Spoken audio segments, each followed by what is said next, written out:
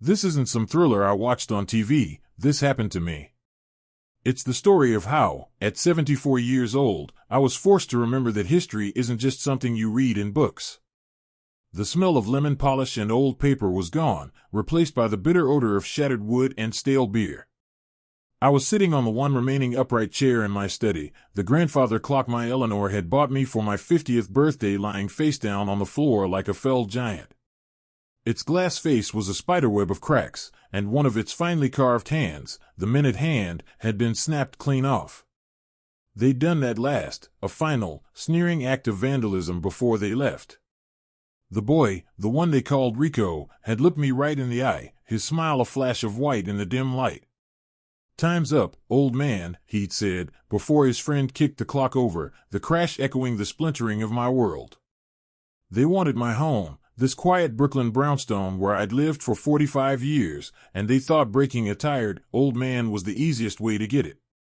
If you genuinely enjoy our stories, please subscribe to the channel, tell us where you're from, and what time it is right now. It's always fascinating to know how far our story flows. The police came, of course. 2 officers, one old and weary, the other young and impatient. They walked through the wreckage of my home, their boots crunching on the remnants of Eleanor's porcelain shepherdess collection. They took notes on a little pad, asked questions they already knew the answers to, and used words like senseless and punks. I told them about Rico, about his men, about their repeated, unsolicited offers to buy my house for a third of its market value. I described their car, a gaudy black Escalade that squatted at the end of our block like an enormous, malevolent beetle.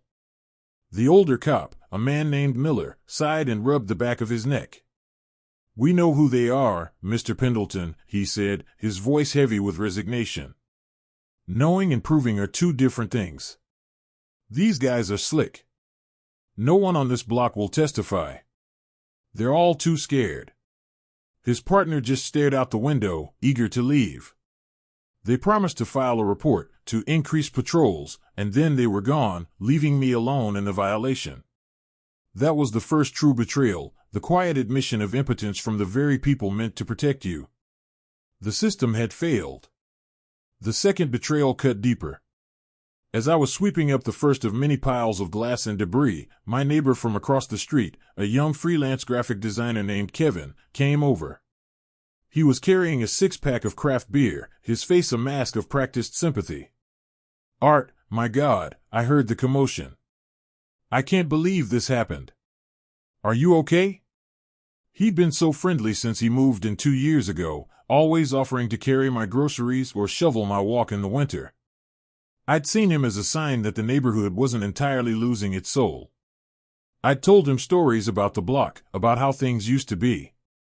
I'd even told him, one afternoon over the fence, how lonely it got in the big house since Eleanor passed. I had trusted him. He helped me lift the grandfather clock, his grunts of effort sounding performative. "Just animals," he muttered, shaking his head. "If there's anything you need, Art, anything at all, you let me know." But as he stood there, his eyes weren't looking at the damage. They were scanning the room, assessing, cataloging. And in that brief, unguarded moment, I saw a flicker of something that wasn't sympathy. It was calculation. He was the one who had told them I was alone. He was the one who told them I was a widower, a soft target. He had pointed them to my door. The beer he was holding suddenly felt like a victory toast. I spent the next 2 days in a fog of grief and rage. I am, or was, a professor of European history. My life has been one of quiet contemplation, of analyzing the grand, sweeping movements of empires and ideologies from the safe distance of centuries. I dealt in dates and treaties, in the rise and fall of kings. My hands were soft, more accustomed to the delicate spines of leather-bound books than to conflict. Rico and his thugs saw me as a relic, a dusty footnote in a story they were now writing. They believed my age was my greatest weakness. They assumed that a man of 74, a man who still mourned his wife and spent his evenings repairing antique clocks, was brittle. They were right. I was brittle. But so is glass, and when it shatters, it becomes 1,000 sharp edges. On the 3rd day, after painstakingly collecting every last screw and gear from my broken clock, I sat at my workbench in the basement, the scent of oil and old brass a familiar comfort. I laid the pieces out on a velvet cloth. It was a complex mechanism, a symphony of interlocking parts, each one dependent on the other. A single misaligned gear could bring the entire thing to a halt. I looked at the intricate, beautiful mess, and my resolve hardened. Rico and his gang were a machine, just like this clock. A crude, violent machine, but a machine nonetheless. And I, Arthur Pendelton, was about to find out exactly how it worked. I was going to take it apart, piece by bloody piece. My academic life was over, but a new field of study was just beginning. The subject, the anatomy of a street gang. My research would not be for publication. This would be a private study, and the final exam would be administered to them, not me. My home, once a sanctuary, was now an observation post. From the second-floor window of my study, I had a clear, unobstructed view of the corner where they conducted their business. The Escalade was their mobile office. Rico, with his expensive tracksuits and arrogant swagger, held court from the passenger seat. The others orbited him, a burly, bearded man I learned was named Sergey, their muscle, a wiry, nervous kid called Mouse who handled the money, and a handsome, volatile one named Dante, who seemed to be Rico's second-in-command. I bought a legal pad and a set of fine-tipped pens. For 40 years, I'd used them to outline lectures on the Napoleonic Wars and the Byzantine Empire. Now, I used them to create a different kind of history. I documented everything. Arrival times. Departure times. License plates of buyers. Who spoke to whom? Who looked angry? Who looked scared? I learned their routines, the rhythms of their day. They were arrogant, sloppy. They believed they were invisible because everyone was too terrified to look. But I was looking. I traded my tweed jacket for a simple gray hoodie and a baseball cap. I started taking long, slow walks, looking like any other retiree getting his exercise. But my walks had purpose. I followed Mouse on his collection runs to local businesses, noting the fear in the eyes of the shop owners as they handed over thick envelopes. I walked past the auto body shop that I suspected was their front, using the camera on the cheap smartphone I'd bought for this purpose to snap photos of the cars that came and went. I became a ghost on my own block, a man so seemingly defeated and harmless that I blended into the background. They'd see me shuffling down the street and sneer, sometimes even mock me out loud. "Still here, Professor?" Rico once called out from the Escalade's window. "Haven't you packed your books yet?" I just kept my head down and kept walking, my heart pounding a steady, cold rhythm. Every insult, every look of contempt, was another drop of fuel on the fire. My real breakthrough came from a place they would never have suspected, the Brooklyn Public Library. Using their public computers, I delved into the digital world. I wasn't a Luddite, but my internet use had mostly been confined to academic databases. Now, I was learning a new language. I taught myself how to navigate social media, to search public records, to peel back the layers of their digital lives. They were arrogant online, too. Dante, in particular, had a barely private Instagram profile filled with photos of cash, guns, and parties. He was trying to project an image of power, but what he was really doing was creating a digital trail of evidence. And buried in the photos, I found their linchpin. A beautiful, sharp-eyed woman named Sophia. She was in every other picture, always next to Rico, her arm possessively around his shoulder. Rico's girlfriend. But in a few older photos, tucked away in the back of the profile, she was with Dante. And the way he looked at her, and the way she looked at him, it wasn't over. A classic triangle.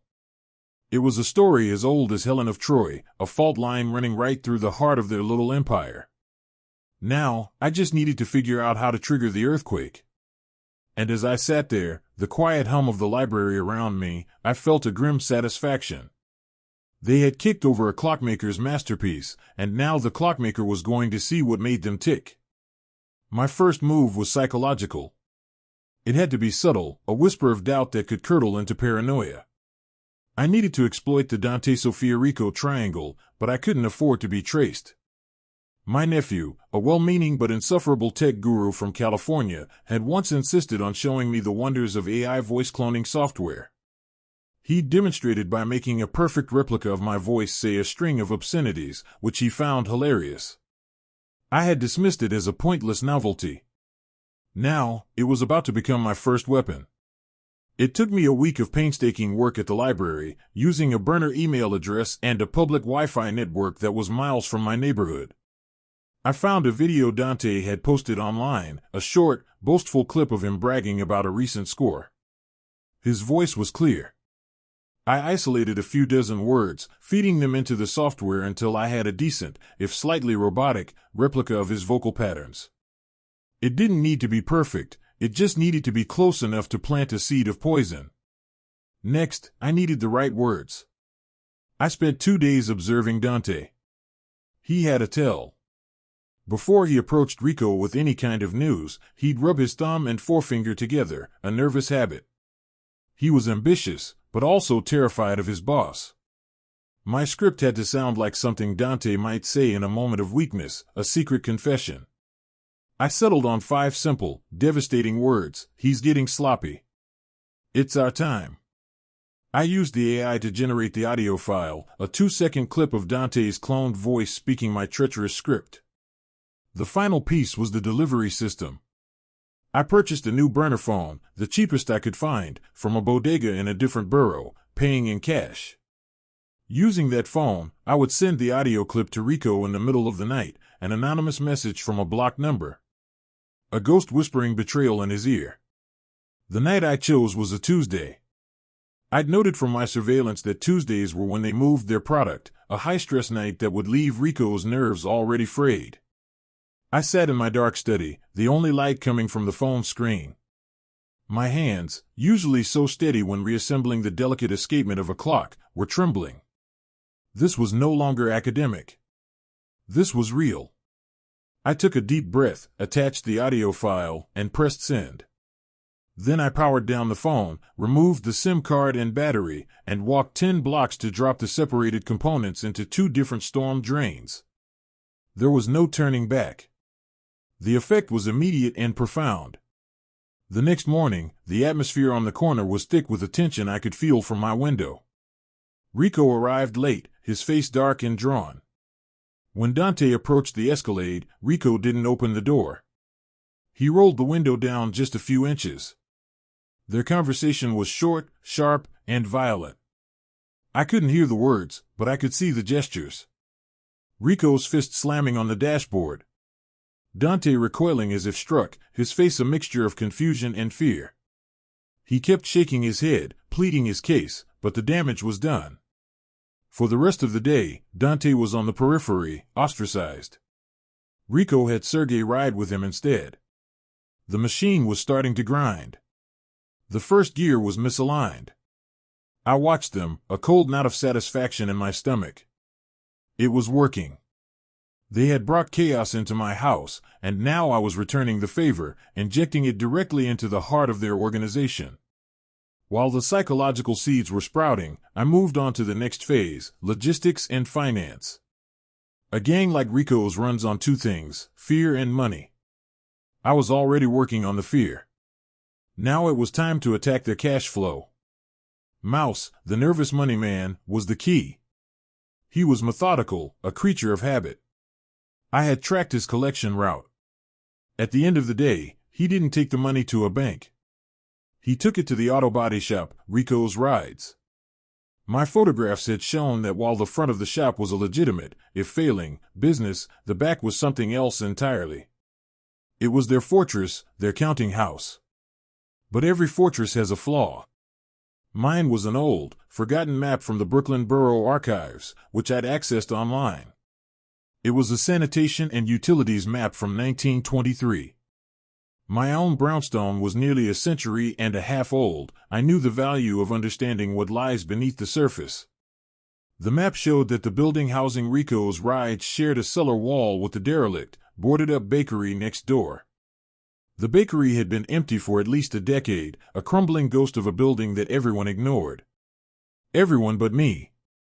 Gaining access to the abandoned bakery was surprisingly simple. The plywood over the rear entrance was rotted through. A bit of pressure with a crowbar I owned for home repairs, and I was in. The air inside was thick with the smell of mold and dead rats. Cobwebs hung like funeral shrouds. Armed with a headlamp and the old map, I made my way to the cellar. It was a dungeon of damp stone and collapsing shelves. And there it was, just as the map had promised, a single wall of thick, fieldstone masonry separating me from the gang's treasury. The next part of my plan was inspired by my late Eleanor. She was a passionate, almost obsessive gardener. She had a long-running war with a particularly invasive species of knotweed in our backyard. One year, she'd bought a highly concentrated, industrial-strength herbicide.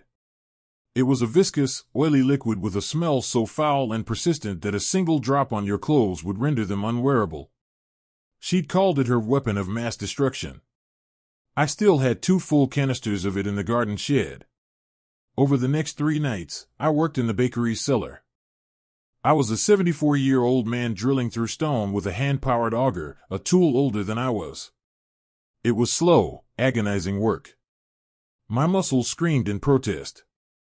My hands were blistered and raw. But with every turn of the drill, I pictured the smashed face of Eleanor's clock. With every inch of progress, I heard Rico's mocking voice. "Time's up, old man." The thought propelled me forward. Finally, on the 3rd night, the drill bit broke through. I had created a small, downward-sloping hole, no bigger than a quarter, that pierced the wall and entered the space on the other side. I didn't need to see what was in there. I just needed to access it. I returned home, exhausted but exhilarated, and retrieved Eleanor's weapon. I poured the thick, stinking liquid into a large garden sprayer, the kind used for pesticides. I returned to the cellar, fed the thin nozzle of the sprayer into the hole I drilled, and for 10 solid minutes, I pumped a fine mist of the world's most disgusting, indelible chemical into the room where Rico's gang kept their money. It wouldn't destroy the cash, not in the way fire would. It would do something far more insidious. It would make it untouchable. Every bill would be saturated with a stench that would never wash out, a chemical signature that would cling to anyone who handled it. Their money was now poison. And I knew the day their next big payout was due. They were about to discover that their entire fortune smelled like death and decay. The second gear of their machine was about to shatter. The fallout from the chemical attack was more spectacular than I could have ever hoped. I knew collection day was Friday. From my window, I watched Mouse arrive at the auto body shop, carrying his usual heavy duffel bag. A few hours later, the chaos began. The rear door of the shop burst open and 2 of Rico's lower-level thugs stumbled out, coughing and gagging, their hands covering their faces. Then Dante came out, his shirt pulled up over his nose, shouting and pointing back inside. Finally, Rico emerged. Even from a block away, I could see the pure, unadulterated rage twisting his features. He wasn't just angry, he was dumbfounded. I could imagine the scene, their vault, their sanctuary, filled with an invisible, suffocating stench, and stacks of cash that were now utterly worthless. They couldn't launder it, they couldn't spend it, they couldn't even touch it without being marked by the smell. They dragged a few cash-filled bags out into the alley, hoping the fresh air would help. It didn't. The odor was so potent it began to drift down the block. People came out of their houses, sniffing the air with disgust. Rico's paranoia, already stoked by the faked audio message, went into overdrive. He immediately turned on Dante. Their argument in the alley was brutal and public.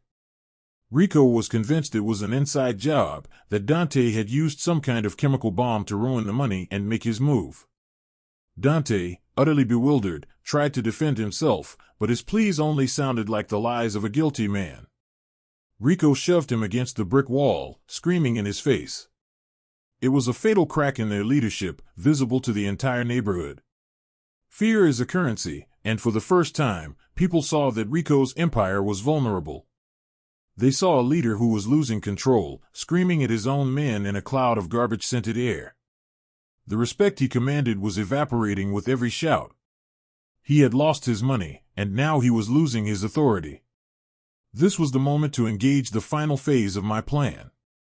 The first two acts were about internal destruction. This one was about bringing in an outside force they couldn't fight, bribe, or intimidate. For weeks, my research hadn't been confined to the gang itself. I had also been studying the law enforcement ecosystem of New York City. The local precinct was compromised. Officer Miller had all but admitted it. Going to them was a dead end. But Rico's operation, with its interstate drug connections and money laundering, fell under federal jurisdiction. Specifically, the Drug Enforcement Administration. The DEA. They were a different breed, better funded, more aggressive, and with no loyalty to a local precinct captain. I needed to give them a case so perfect, so detailed, and so tantalizing that they would have no choice but to act. My surveillance had provided the raw materials. I had license plates, dates, times, and a list of Rico's key personnel. My walks had allowed me to photograph the front businesses they used for laundering. But I needed a smoking gun, something digital that would tie it all together. I found it through Kevin, my treacherous, smiling neighbor. I knew he was their informant, their eyes on the street. I started observing him with the same intensity one observed the gang. He was careless. He worked from home, often on his front porch, his laptop screen visible if you knew when and where to look. One afternoon, I saw him logged into a group chat, its interface stark and unfamiliar. I took a high-resolution photo with my telephoto lens. A bit of research online identified the app, a heavily encrypted messaging service favored by criminal organizations. But even the best encryption is useless against human error. I noticed that every member of Rico's crew, including Kevin, had a small Wi-Fi symbol next to their name. They weren't using the cellular network, they were all connected to a private, password-protected Wi-Fi network, likely originating from their headquarters at the auto shop to avoid leaving a digital trail with a service provider. This was their mistake. A closed network feels secure, but it's also a single point of failure. If you can get inside that network, you can see everything. Getting the password was the problem. I couldn't hack it. But I didn't have to. I am a historian. I know that people, no matter how clever they think they are still human. They are driven by ego, by pride, by love. Dante's Instagram profile was a monument to his ego. I scrolled back through years of posts, past the guns and the cash, to the things that mattered to him. There were dozens of photos of a vintage car, a 1968 Chevrolet Chevelle, lovingly restored. It was his baby. He posted its VIN number, the date he bought it, the name of the custom paint color. And then I found it. A post from 2 years ago, a picture of a new license plate. The caption read, "The new heart of the beast. My first love." The plate was a vanity plate, a custom jumble of letters and numbers, FST LVE 68. My first love 68. It was a long shot, a ridiculous, sentimental guess. But criminals, for all their bluster, are often deeply sentimental. That evening, I put on my gray hoodie and took another one of my slow, shuffling walks. I passed the auto body shop. Using the Wi-Fi discovery function on my burner phone, I saw the network, Rico's Rides_private. I stood in the shadows of a neighboring building, my heart hammering against my ribs, and typed in the password, FSTLVE68. A small icon flashed on the screen. I was in. It felt like walking through the gates of their fortress. For the next hour, I stood in the dark, using a simple network sniffer app to capture raw data packets flowing between their devices. I didn't know what any of it meant, but I didn't have to. I just had to collect it. The final step was assembling the package. I took the captured data, the photos, my detailed logs of their activities, the license plate numbers, and a list of their names and roles within the organization. I wrote a cover letter, composing it carefully. I presented myself as a disgruntled, rival dealer who was tired of Rico's crew encroaching on my territory. It was a persona the DEA would understand and, more importantly, believe. A tip from a concerned citizen might get lost in a pile. A tip from an active player in the game, offering up a competitor on a silver platter, would get their immediate attention. I typed it all up on a library computer, loaded it onto a cheap USB drive, and put it in a plain manila envelope. I didn't mail it to the main DEA field office in Manhattan. My research had identified a specific agent, a rising star in the tactical division known for leading aggressive, high-profile raids. His name was Special Agent Carter. I mailed the package directly to him, by name, using a public mailbox 3 towns over. My work was done. I had built the machine. I had researched and identified the parts. I had sown the discord, sabotaged the finances, and gathered the intelligence. Now, all I had to do was wait for the federal government to turn the key. The ticking of Eleanor's clock, which I was slowly beginning to reassemble, was the only sound in the house. It was a sound of anticipation. The final gear was about to fall into place. The 2 weeks after I sent the package were the longest of my life. The tension on the block was a palpable thing. Rico's crew was a wounded animal, lashing out unpredictably. The destroyed money had crippled their operation, and Rico's paranoia had fractured their loyalty. Dante was now completely iced out, a sullen and resentful figure who spent his days sitting on the stoop of his apartment building, smoking cigarettes and watching the world with dead eyes. Kevin, my neighbor, seemed to sense the shift.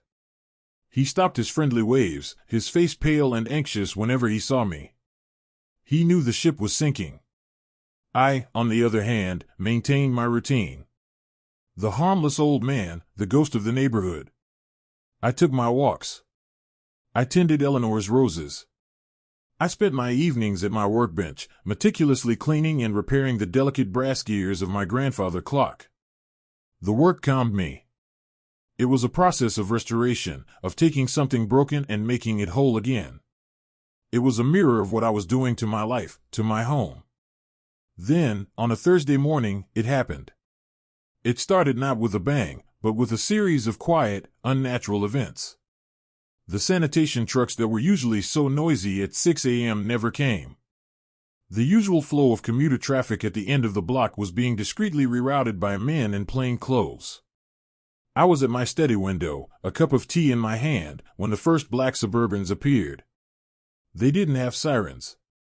They just glided to a stop at either end of the street, silent and menacing, perfectly boxing in the block. Men in dark tactical gear, with DEA emblazoned in bold yellow letters on their backs, spilled out. They moved with a terrifying, synchronized efficiency. It was like watching a pack of wolves coordinate a kill. They were professionals, and they were here because of me. The raid on the auto body shop was a masterpiece of violent precision. They used a battering ram on the reinforced back door, the boom echoing through the silent morning. Shouts, flashbangs, and the sound of splintering would fill the air. It was over in less than 90 seconds. Rico, Sergei, and Mouse were dragged out in handcuffs, their faces etched with shock and disbelief. They had thought they were untouchable kings, and in a blink, they were just common criminals, blinking in the daylight, brought down by a force they never saw coming. Simultaneously, another team hit Dante's apartment 2 blocks over. He gave up without a fight, a look of almost weary relief on his face. But for me, the most satisfying moment was watching 2 agents walk calmly across the street and knock on Kevin's door. He opened it, still in his pajamas, a look of utter confusion on his face. When they put the cuffs on him, his jaw went slack. He looked across the street, his eyes searching, and for a moment, they met mine. I was standing in my window, holding my teacup, and I did not look away. In my expression, he finally saw the truth. He hadn't been informing on a weak old man. He had been informing on his executioner. The aftermath was transformative. The neighborhood seemed to exhale a breath it had been holding for years. The fear that had coated the street like a layer of grime was gone. People started talking to each other again. The owner of the corner bodega, who had always looked so haunted, smiled at me for the first time in a year. The Escalade was gone, towed away as evidence. The corner where they had held court was now just a corner, where kids could ride their bikes without their parents watching in fear. The charges against Rico's crew were extensive: drug trafficking, racketeering, money laundering. My anonymous package, the DEA agents told the newspapers, had been the key that unlocked the entire investigation. They called my phantom informant a rival kingpin, a ghost in the machine. They would never know he was a retired history professor with a grudge. I spent the following weeks finishing my work. The grandfather clock was the last piece of the old world that needed to be restored. I replaced the shattered glass face. I painstakingly mended the splintered mahogany case, sanding and staining it until the wounds were nearly invisible. The most difficult part was fabricating a new minute hand to replace the one that had been snapped off. I worked from memory, from old photographs of Eleanor standing beside it, her hand resting on its hood. I cut it from a thin sheet of brass, filed it, shaped it, and polished it until it was a perfect match. On a quiet Sunday evening, a month after the raid, I fitted the final gear into place. I attached the weights, gave the pendulum a gentle push, and set the new hand. The clock began to tick. It was a deep, resonant, steady sound. A heartbeat restored to the center of my home. It was the sound of order, of peace, of a life put back together. The silence left by the gang's departure was finally filled. My war was over. I had won. But it had come at a cost. The quiet, gentle man I once was had been buried under the weight of my vengeance. I had learned to hate, to deceive, to destroy. I had looked into the abyss, and it had looked back. And in its reflection, I had seen a man capable of a coldness I never knew I possessed. My hands, once soft from a life of turning pages, were now calloused and scarred from drilling through stone and filing metal. The lines on my face felt deeper, carved not by age, but by the strain of a secret war. I had made my world safe again, but I was not the same man who inhabited it. Sometimes, at night, I would wake up to the steady, reassuring tick-tock of the great clock in the hall. It was a comforting sound, a rhythm that measured out the peaceful seconds of my reclaimed life. But in the lonely hours before the dawn, it sometimes sounded different. It was no longer the sound of time passing. It was the sound of a mechanism I had built, a machine I had learned to control, counting down to a future I had to kill to create. The police had called the vandalism senseless, but they were wrong. It made perfect sense. It was a lesson in power, and I had been a very attentive student. I had simply given my teachers the grade they deserved. It's been a year now. The neighborhood is thriving. A young family bought Kevin's house. I can hear the sound of their children playing in the yard, a sound I had thought was lost to this street forever. The auto body shop is being converted into a yoga studio. Life, it seems, moves on. I am, once again, just Arthur Pendelton, the quiet old man in the brownstone. My walks are just walks. My days are filled with books and the quiet company of my clocks. I even started a small, free repair clinic for the neighbors, fixing their broken watches and clocks. It feels good to build things again, to restore order to small, broken worlds. They bring me their heirlooms, their timepieces that have stopped working, and they trust me to make them whole again. They see a kind, elderly gentleman with surprisingly steady hands, a man with a patient smile and a gift for fixing things. The end.